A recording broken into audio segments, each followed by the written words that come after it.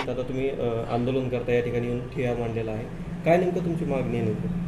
आमची शाळा सुरू करा. आम्ही इथले कार्यकारी आमच्या शाळेमध्ये आलते 4 जुलैला. ती म्हणले होते की 5 जुलैला शाळा चालू होती, पण आम्ही 5 जुलैपासून शाळेमध्ये येतो, पण शाळा आमची चालू झाली नाही.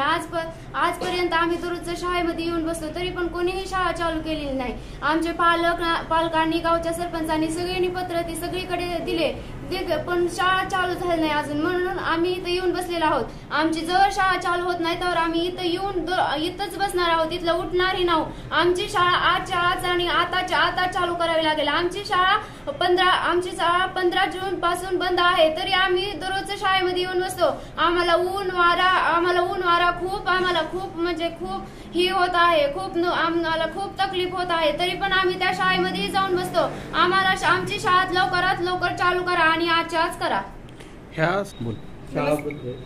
नमस्कार, माझे नाव स्नेहा नारायण समुद्रे. 15 जून पासून शाळा सुरू झाली.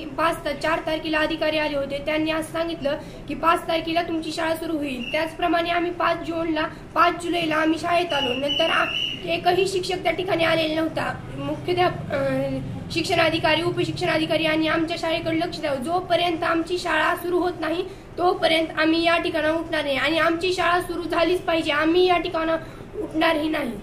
होणाऱ्या सगळ्या नुकसानाला जबाबदार कोणाला धरता तुम्ही? शासनाला धरता, मुख्याध्यापकांना धरता का शिक्षणाधिकाऱ्यांना धरता? शिक्षणाधिकारी आणि शासनाधिकारी. ओके.